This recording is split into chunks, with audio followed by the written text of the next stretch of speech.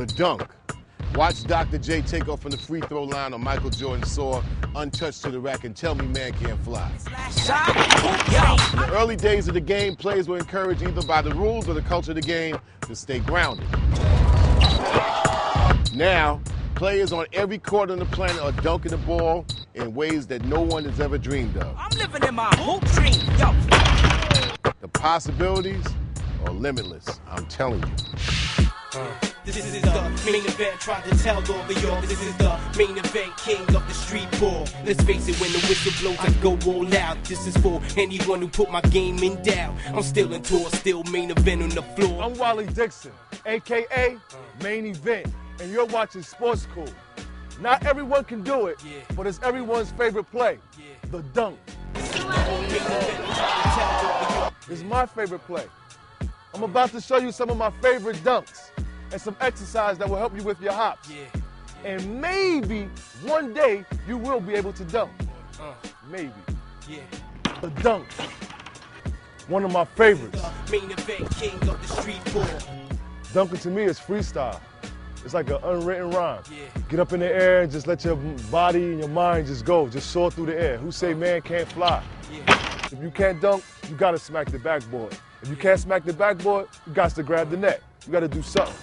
Growing up, not only did I have strong legs and worked on my legs, but a lot of my friends couldn't dunk. But that didn't take away them wanting to dunk. I went to one of my friend's house and he had a lower rim. The average height of the rim is 10 feet. His rim was about 6.5 feet, 7 feet. And the dunks he was doing, I mean, you couldn't tell him nothing. And what he did was, when we got on the 10 feet, he started throwing the alley-oops. He got incorporated, he got involved with the dunk. But like I say, if the rim not 10 feet and you want to be that great dunker, you can lower the rim, have some fun with it, but it's still techniques that you must learn. My first time I ever dunked, I was in cleats, coming from football practice. True story. Went up to the rim, and it was a two-hand dunk. So I said to myself, the rim is 10 feet, I got cleats on, what can I do if I took these cleats off? I went home, changed off my football gear, came back to the park, and I've been dunking ever since. It started with the two-hand dunk, then the one-hand dunk, throwing the ball up, catching the alley-oops. And what really helped me perfect my dunking was I used to throw the ball up and the ball would maybe go way over there. I still try and dunk the ball because I know I was afraid or the ball don't got to bounce in a certain spot. I went there and got it. I had the ability to jump, practice my jumping, practice getting my legs strong through the different drills I got set up that you definitely will be able to practice. And by dunking mistakes and missing, it helped me become a great dunker.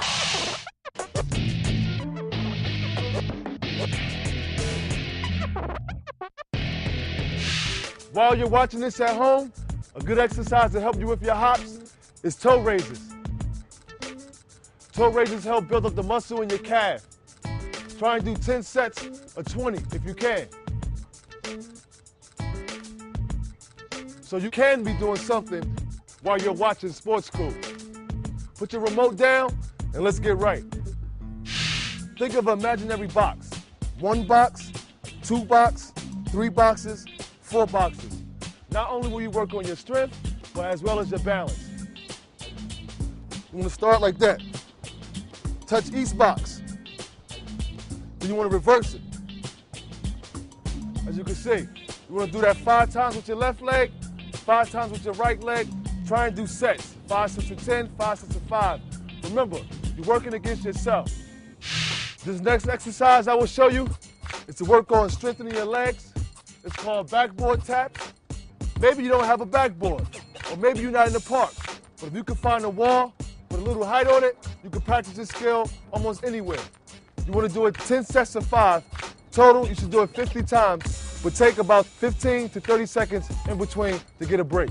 Try and land in the same spot using your toes only. You don't want to land flat-footed. You want to be on the tip of your toes to get that muscle working in your calf. Pay attention.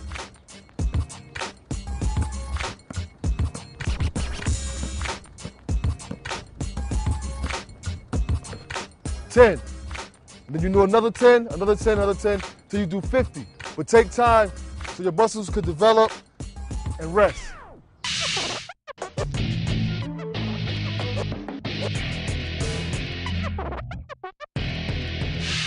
The difference between a one-handed dunk and a two-handed dunk, the one-handed dunk, you'll see more of a finesse, more of a style, more just soaring through the air. On a two-handed dunk, it's straight power. My man, my defender or defenders, I want to see them ended up on the ground, and I'm going to the foul line because I just got an and-1 from dunking on 4 or maybe your whole team. That's the difference. The two-hand dunk is more power. It's more personal. The one-hand dunk is more on the open court. I'm going to just show my finesse with the ball and just show you how gracefully I glide through the air. But remember, the two-hand dunk is straight business. When I do my left-hand lean, with one-hand dunks, I use one leg. But power, anything power, I'm jumping off of 2 legs. The two-hand dunk. It's very good to use the two-hand dunk when you want to show not only your defender, but your defender teammates that there's no messing around.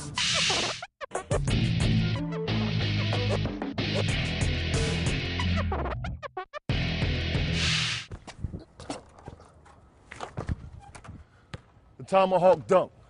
Separate the boys from the men. The tomahawk dunk, a lot of power, a lot of energy.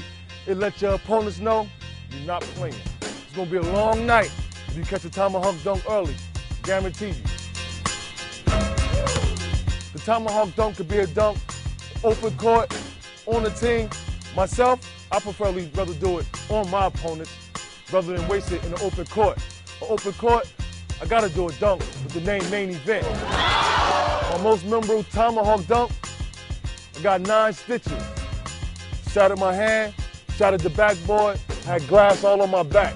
Real glass, real story, real stitches, real doctor's bill. Anytime you leave your feet in basketball, you gotta remember, landing is very important.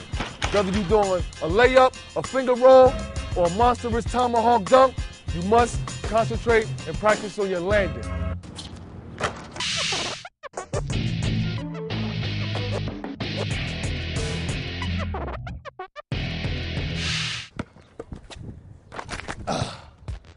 The 360 dunk, one of my favorites. The 360 dunk, let them know you're not joking around. You ready, strictly for business, finesse, showing your style, letting it all hang.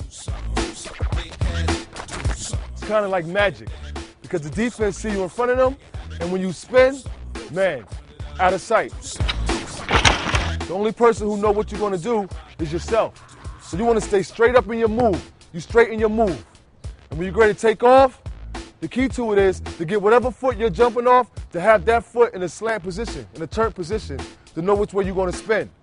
The defender have no clue what you want to do, but by the time he go to react, your body is spinning away from the defense. Remember, the 360 is to spin you away from the defense unless you're on a fast break and you want to show the fans how cool you are. The one-hand 360 and the two-hands 360, it goes back to just dunking. The power versus the finesse. Of course, the one-hand 360 is easier than the two-hand 360 because you're just going around one of your arms. But to take 2 of your arms and spin around, it takes a little bit more power. So you got to work on those legs and take it very serious when you're doing your workouts. You have to practice jumping. Practice knowing where the rim is going to be at once you spin. You just don't want to get the ball and spin it after the 360. You get dizzy. You lose the ball. You want to know your surroundings. Once you jump, you want to know where the rim is at. So you have to practice without the ball, just jumping and getting used to your body spinning around and have your brain thinking, once I spin around, I got to now grab the ball and dunk it.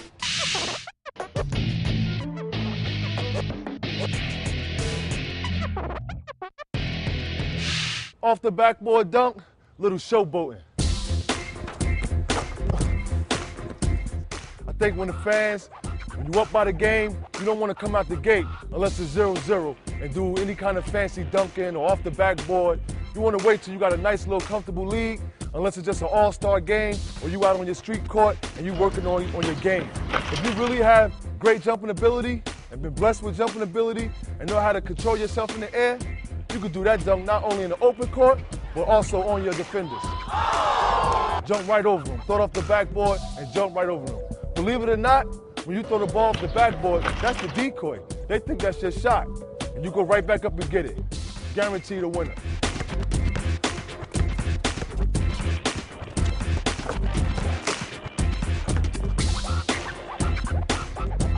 Off the backboard, pass to yourself, slam dunk. The defender thought I was going to go with my left and go baseline, but when I crossed over, I threw it off the backboard. Took him right out the play, easy dunk. When I'm on a fast break, by the time I get to half court, by looking at the defense is waiting for me to pass the ball. The trick to it is I'm passing the ball, a legal pass to myself off the backboard, so that throws the defense right off.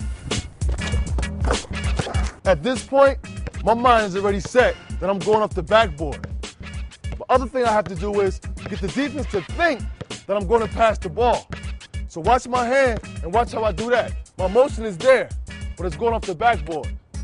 So you got to remember, you always got to try and outthink the defense, because the defense know that you're either going to come down, pull up a jump shot, pass the ball, or just drive to the lane.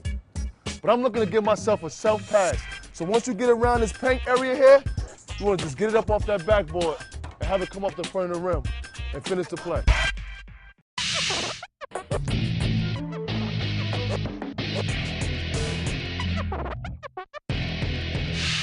The windmill dunk.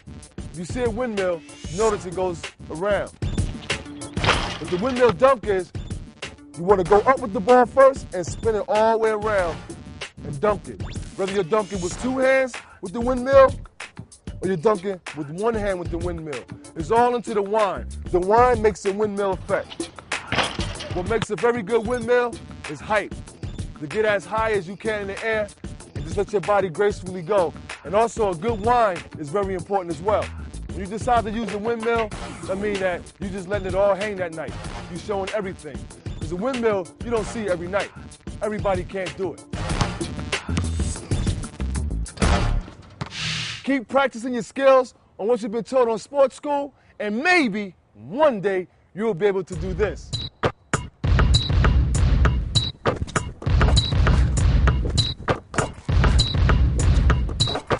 I want to dunk on you. Will you be my next victim? The dunk. It's got to be slamming. This is the main event, try to tell all of y'all. This is the main event, king of the street ball.